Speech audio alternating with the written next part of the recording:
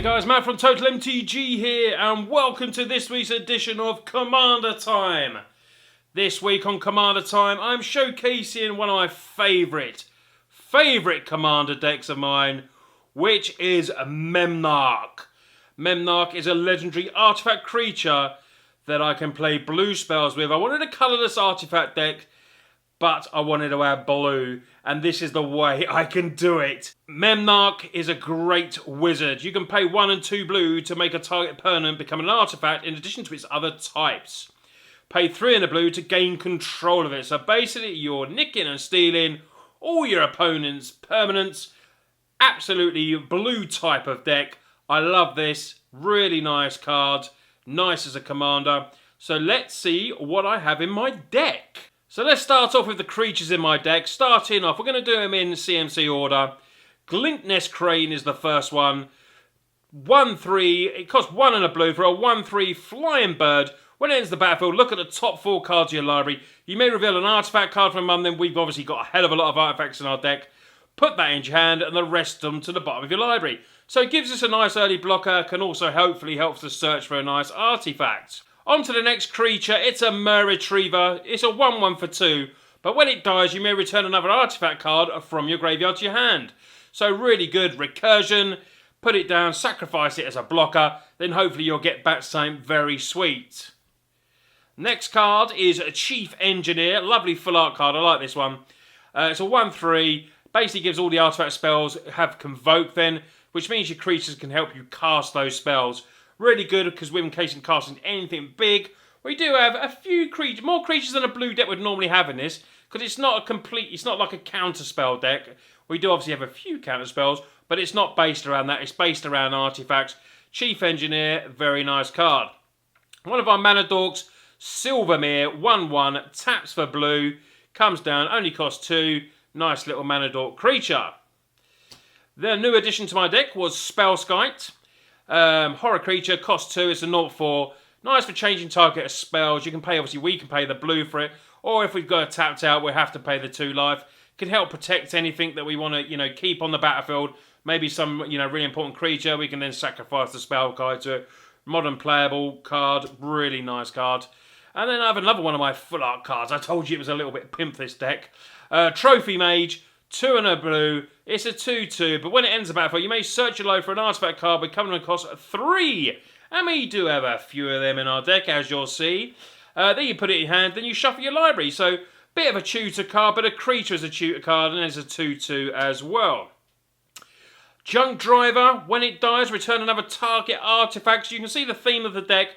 We have got ways to recur it. Even though we're blue and artifact, we've got ways to recur. We're not a black deck that can do it, but we've got a blue colourless deck that can do it as well. It gives us a 1/1 flyer. Like I say, sacrificial, only costs 3. When it dies, we get back something hopefully really, really cool.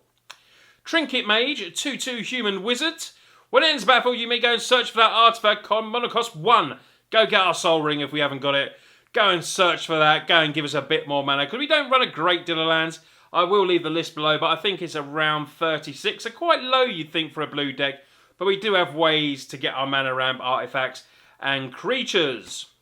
The next mage is Treasure Mage. 2/2. This one has, whenever you cast it, you get to search for something 6 or greater. An artifact 6 or greater. And we do have a lot of them as well. This is a lovely full art card. Really like this. They've got most of these cards from my mono blue Tron deck, because obviously it works well in there. So I thought it'd work well in Memnarch. Palladia Mir. Adds 2 to your mana pool, one of our other mana dogs. Only costs 3 to play as well, and it's a 2/2 body, so it can be blocked.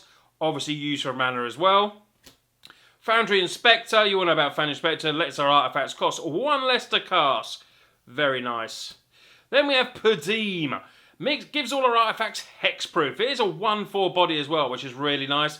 Beginning of your upkeep, if you control the artifact with the highest covered mana cost or tied, we get to draw a card. One of our nice card drawing engines as a creature. Fairy Mechanist is a 2/2, 3 and a blue. When it ends, you get to look at the top 3 cards of your library. You reveal an artifact from London, put it in your hand, the rest in your bottom. We'll be siphoning through our deck with these cards. The staple in all EDH decks, Solemn Simulacrum, I can't ever pronounce that. Search for a land, then you get to draw a card when it dies. Then the first of our clones is the actual clone. Enters the battlefield as a copy of any creature. So anything decent on the battlefield, we will copy it and have one ourselves.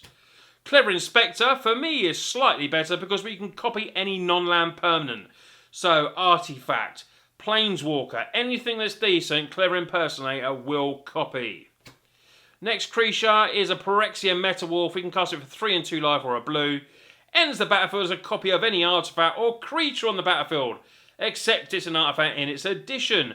So yet another copying spell can enter as a copy of any artifact as well as creature. Nice. Sakishma's Student. When it enters the battlefield as a copy, you can see I've got a lot of copy creatures here. I really do like this card. It took me ages to get one of these. I don't know why. It was really hard to get. Also has Ninjutsu, but it also can enter as a copy of any creature. Soul of New Pyrexia. I like it for the 5 permanents you control gain indestructible end of turn. Really nice. Cost 6. It is a 6/6 with trample, so it's a nice big creature. On to our next one. We have Sharding Sphinx. 4/4. Whenever an artifact you control deals combat damage, you get to put a 1/1 Thopter. Seems decent. Costs 4 double blue. Quite highly expensive, but you do get continuing creatures with it and fits the theme of our deck. On to the next creature. It's a Steel Hellkite. Big 5/5 dragon.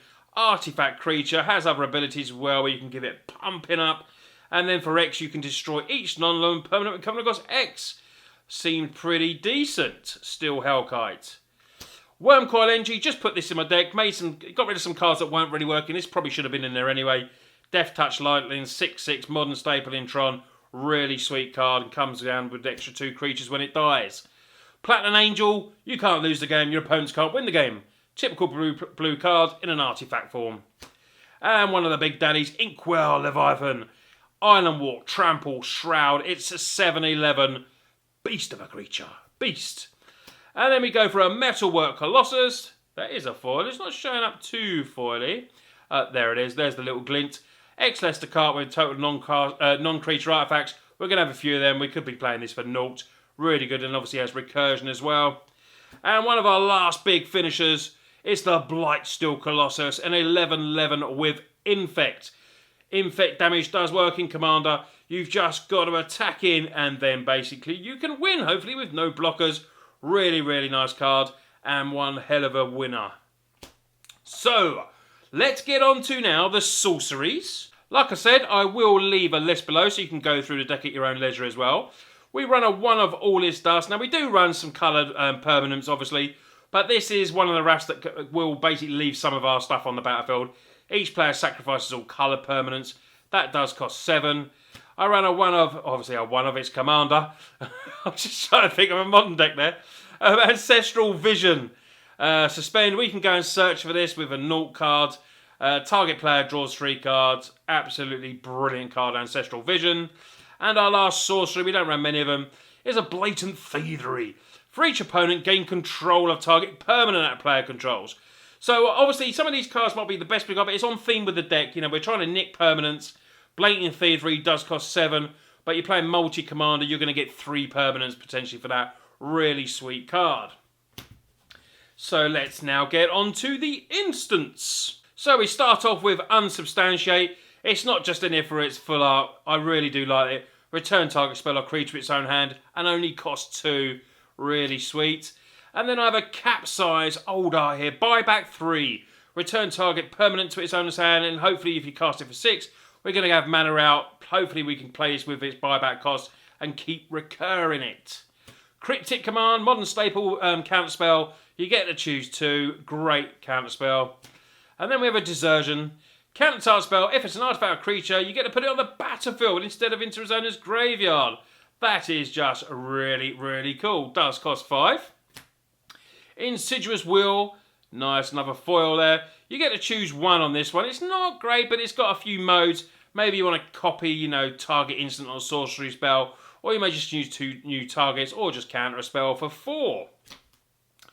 Confirmed Suspicions. Counter target spell. I like this because it's got Investigate 3 times, so potentially it's giving us a chance to draw another 3 cards.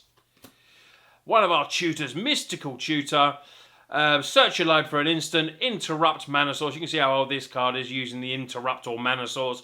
And basically you get to shuffle your library, put that reveal card back on top. Word of Invention has Improvise. Search alone for an artifact becoming across X or less, then put it onto the battlefield. Very sweet card this. We can go and search out if we wanted one of those nice creatures with lacking creatures, or potentially we could serve out one of our game-winning creatures. Card draw, Blue Sun Zenith. You get to draw X cards, then shuffle it back into your library. Very, very sweet. On to the next one, which is Pull from Tomorrow. One of my foil promos there. Draw X cards, then discard a card. And then we have a Stroke of Genius, where target player draws X cards. Slightly bit expensive, but it's a nice and extra card drawing spell. We're going to be able to go through our deck with these. So on to the Planeswalkers in the deck. I run Khan Liberated just because it's colours and it's just an absolutely amazing Planeswalker. Cost 7, comes with Loyalty 6. You can +4 it straight away, Loyalty 10. Really sweet card. And I'm not playing it in any modern deck, so I wanted to put it in this EDH deck. We got a Jace the Mind Sculptor. Free Jace. Bring him back to modern, that's what I want. But while he's not, I'm going to play him in my EDH deck. Great overpowered Planeswalker, I love him. And then I run a Tezzeret, another foil there. Tezzeret the Seeker. Untap up to 2 target artifacts. We've got lots of them. And has other abilities as well. So now let's get on to the all-important part of the deck, which is some of the artifacts. We start off, there is another foil with an ever-flowing Chalice. Make lots of mana, really nice card.